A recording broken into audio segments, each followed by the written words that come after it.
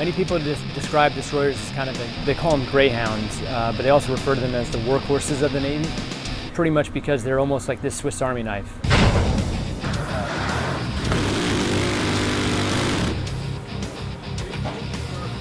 Indian run!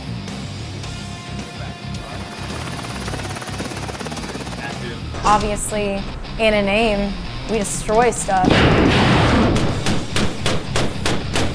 The mission of the destroyer is basically we're a warship. Basically, just to bring the heat. The mission of the destroyer, when you go on deployment, is to protect the carrier. We have underwater detection and tracking and also engagement capabilities. We have surface warfare capabilities. We have a lot of capabilities so far as surface and air interception. Yeah, buddy.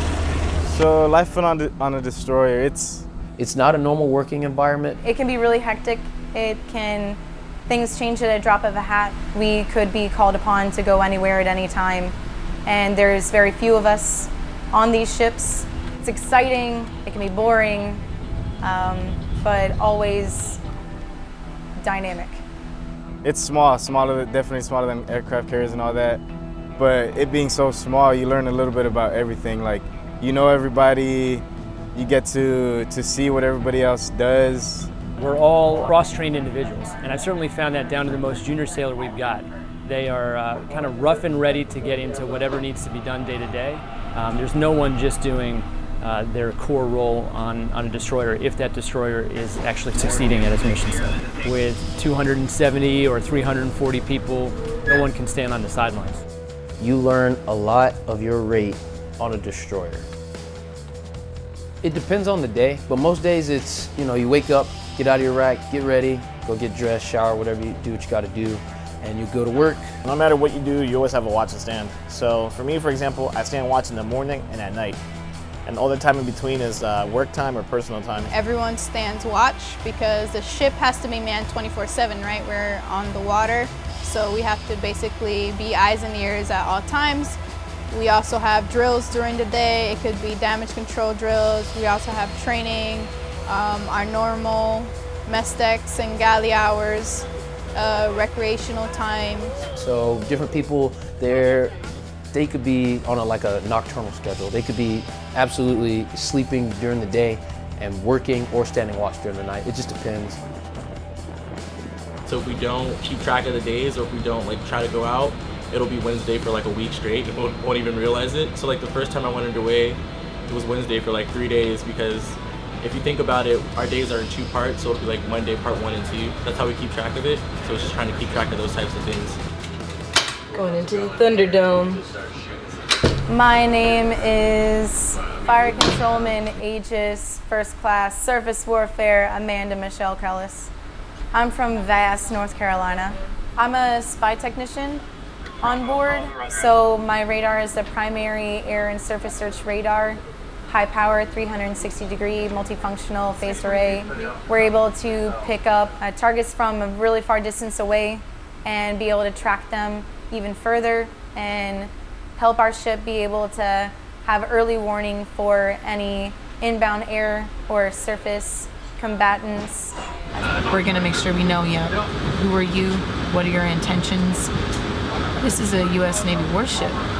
We are not to be messed with. I mean, sometimes it's slow, but sometimes it's absolutely the opposite. And then, almost immediately, it could just mellow out again. It's just... Exercise. Set. Yellow. Safe. Weapons posture 1. Air. Oh, I can't wait to shoot a missile. Oh, yeah. 172.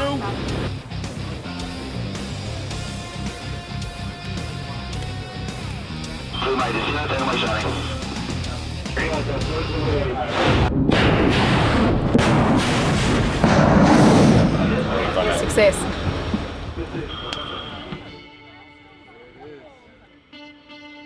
Okay, my name is Ashley Lisette Sepulveda. My job title is electronic technician.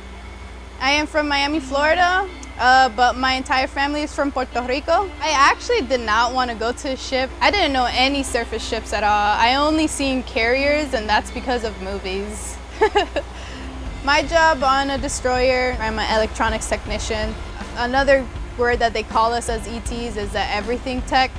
So it's pretty funny because we do essentially fix everything on the ship, from phones to simple speakers to more complex systems like weapon systems, communication systems.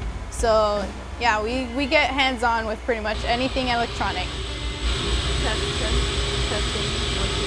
I just always loved engineering since a little kid. I always say that. I just thought everything that I'm doing is really, really cool. I get a little bit like nerdy when it comes to what I do.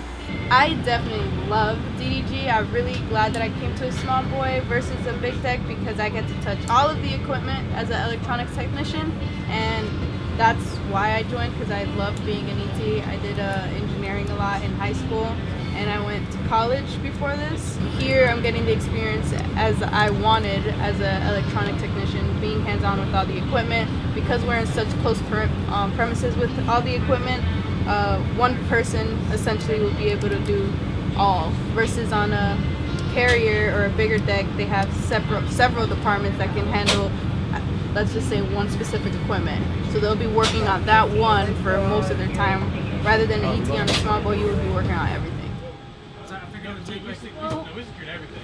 Okay, so my first name is Victor, last name Rocha. I'm a GSE. I'm currently the LPO for EMO4, which is the gas turbine electrical. My main role here is to make sure that whatever the bridge calls, that we're able to provide propulsion for that, no matter what. So I was originally born in Granada, Nicaragua, and then I came to the United States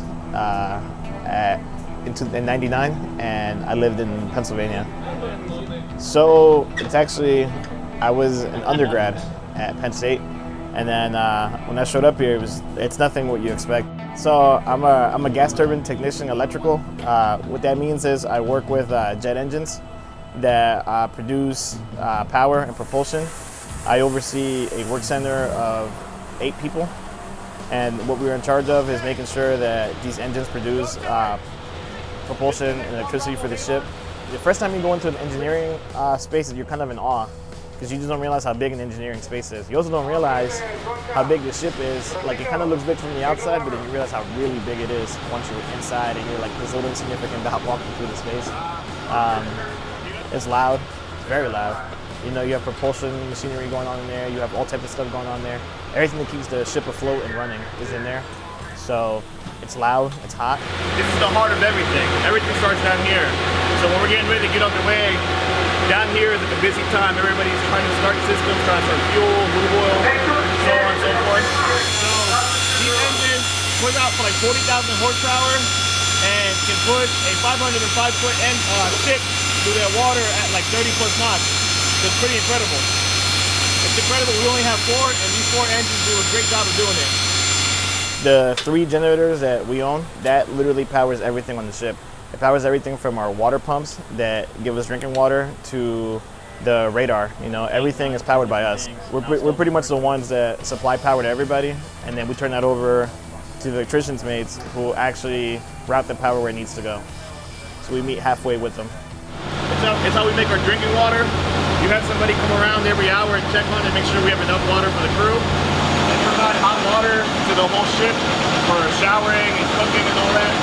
Back there, literally you can see the shaft going all the way back to the back end of the ship.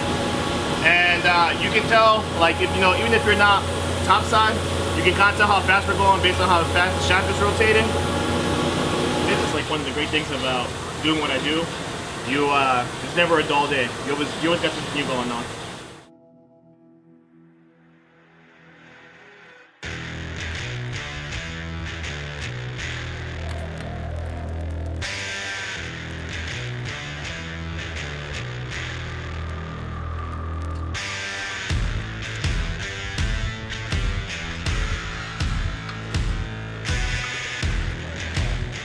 My full name is Joshua Sanders, and I am GM2 Sanders, and I'm a gunner's mate.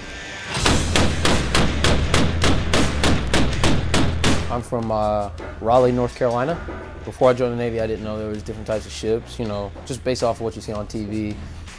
big ships, small ships. We're on a smaller ship, but no, I didn't know anything at all.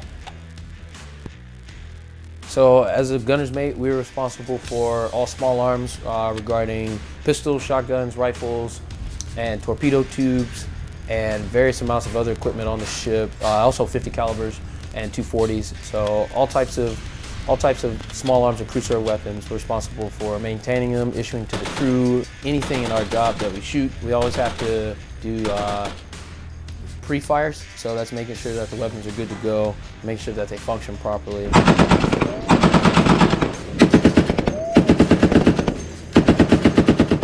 So it's like, okay, cool, we had a fun day of shooting, now we got to clean up. Doing a hazmat? No, I don't know.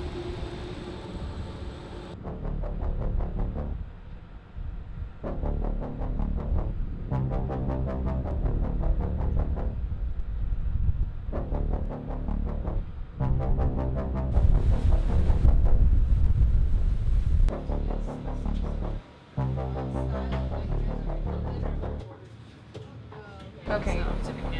I think that we might have to just forego the swabbing at the moment since I live in a space that has 24 racks for females, and we have 3 sinks, 1 shower, and 2 toilets. It's weird because I've never worked anywhere where like you kind of are, you know, like you go from being in a professional setting to like in your pajamas just hanging out like within 200 feet. You get accustomed to it. Yeah, it's small. It's not a lot of wiggle room, but it's like yours, you know, and you just get comfortable in it. You just gotta make it yours, you know. Here it is. This is home. I can sit up in it, which is pretty nice, because otherwise you're kind of constricted to this little like tinder box of love. And we're allowed to have like an 8x11 sized area for family photos, or your kitty cat, your doggy, goldfish, whatever you want. We each have our EVDs, or emergency escape breathing devices, just in case, you know, bad business happens, lights go down, there's a fire and smoke, we can clock that guy on, and we've got good breathing air for about 15 minutes to be able to egress out of this space and topside. These are our hurricane straps that keep us inside the beds. I'm sure the more tinier folks, there's a little bit more margin for error. It's all right, you know, you just got to remember where you are, because if not, you know, you'll wake up and hit your head. It's not too bad. It's really not. Just hop in there, you know, like literally. Bam. Right on in, you know. It's comfortable. Oh yeah, honestly, somebody told me this when I first entered the Navy. It's literally the best sleep you'll ever get because the ship's rocking. So even if it's like 3 or 4 hours, it's probably some of the best sleep you'll ever have. The XO is very keen on if the light touches it, then there could be dust. So he creeps around really, really thoroughly. So in anticipation of him coming here, I'm just gonna, while we're talking, just kind of straighten up people's business. You're adrift, crash on the deck, sleeping bag in the angle irons. So we just did Berthing 3's berthing inspection. It's something that we do daily. The premise behind it is that this is our largest berthing on board. Roughly 100 people live in here, and so if we can't keep it clean, the sheer nature of that many people living in this space, it just adds to the ability of the body to fight off the infections, the germs, etc., the crud, the cough. So keeping it clean every day is a requirement, and it's about keeping the crew healthy. That's my guy. That's my guy right there. Let's go, baby. Let's get this gym, baby. The people above.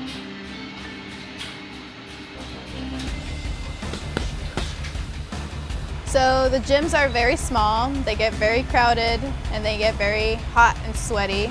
That's the best thing about ship life. You get creative with tiny spaces. You figure out how to make it work. You don't know what's going to happen in the middle of the ocean. You don't know if you are out there fighting a fire or a damage, or we get hit by something. You would have to swim, you would have to pull yourself up. You don't know what dangers you will face, and if your body is not physically prepped for the stamina endurance that you're about to face, then you are in in danger of yourself and maybe putting other people's in danger because they might have to go back to help you because you can't physically help yourself. Kind of prison workouts in a way, I suppose. I mean, I run on a treadmill as well. You're kind of just like, you're running and then we start taking a turn, you're like, whoa, and then it's like a hill, it's like, ah, so it's a little bit more interesting than just running on flat land treadmill. The things get heavier, then things get lighter, and then things get heavier. The four of us work together, we're all GSEs. We all work in the same division, so we probably spent like 40, 80 hours a week together. So we do everything together. We all sleep in the same berthing. We go to lunch together, we go to breakfast together. We work out together. It's good, you know, we have this good camaraderie. We're always like, you know, of course we get mad at each other, just like you would with anybody, but it doesn't last very long. You know, you're gonna be with this guy this whole underway, this whole month, like, you know, we get along great. You know, he's like a brother to me and vice versa. You know, we all know each other's families and stuff, like, you know, like you end up being real close. Like, even outside of work, we hang out together.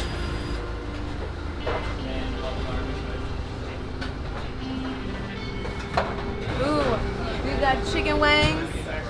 We got mozzie sticks. We ain't got no mozzie sticks.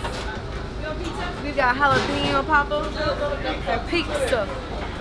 Some zap. Our CSs do the best that they can, honestly, with having to feed so many people 3 times a day. Especially when they're given the opportunity to get a little frisky with it and throw a little of their own flair. That's always when people go crazy over it. Every day we serve about almost 300 people. We wake up around 4:30 in the morning, cook breakfast, lunch, and dinner. We usually get out of here around like maybe 8 o'clock after cleaning all that stuff. On smaller shifts, we make more things from scratch. Oh, it's, you know, it boosts morale. You know, that's like one of the biggest things is if the food tastes good and everyone's fed well, I think the morale of the crew is always high.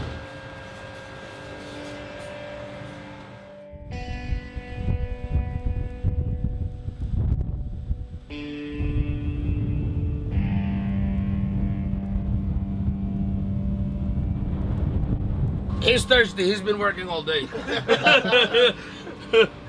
John, so, the best thing about being underway, everybody makes fun of each other. Yeah. Especially Trenko. Never. That's like, I never do that. Like, we all literally depend on it. If like EM1 fails to do his job, then like we don't have any lighting anywhere, no matter how much power we produce, you know, and so on and so forth. So like, we give each other a lot of crap, but you know, like we all work literally shoulder on shoulder. So it's kind of like you know, it's like your brother. You hate him, but you love him. In the middle of the ocean, we make our own water, we make our own power, and we make our own support system. Your loved ones, they're elsewhere. And you really just have email or snail mail or care packages. So you got these people that you work with that all of a sudden are your support system, that are there helping you whenever things may not be going right at home or you're missing something like holidays or birthdays or births of children. It feels like a family. It's a good feeling. It's a good feeling to know you have so many people who have your back and vice versa. It's kind of almost like your given family. You can't exactly choose who you're on the ship with. After a time, people just grow on you. You know, you have to engage with these people on the daily, especially on a destroyer. The brotherhood. You know, I never really had people to, you know, say, you know what, hey, I got your back. You know, the way I look at it, they are pretty much my brothers, you know, and I hope that I've been a good brother to them as they have been to me. Since I've been in, I've never met anyone who fails to give like less than 100%, you know, like everybody's always willing to be up for the task. We all know how important it is to rely on one another. Like if I fail, that person fails, and so it's a domino effect. No matter what rank you are, no matter what rate you are, you're here for a reason, and everybody has a job, it has a purpose, and we all take care of each other. The crew is going to become a second part of family, and they're going to be the ones having your back when things go wrong. I couldn't not recommend going on a destroyer. It's definitely an interesting lifestyle. Definitely not the easiest. So if you're up for a challenge, it's definitely a place to consider. You get the real feeling of being a sailor and being in the Navy, which is being part of a crew. You get the sense of pride of, like, you know, not just serving your country, but like, you know, like being part of like a command that can do all these missions. And you know, you see the fruits of your labor every day. Like what you work and what you do literally comes to fruition all the time you walk around. It's sometimes just card games and joking around and goofing, but you can't really, when you're standing on like this steel ground, you can't really forget what you're here for.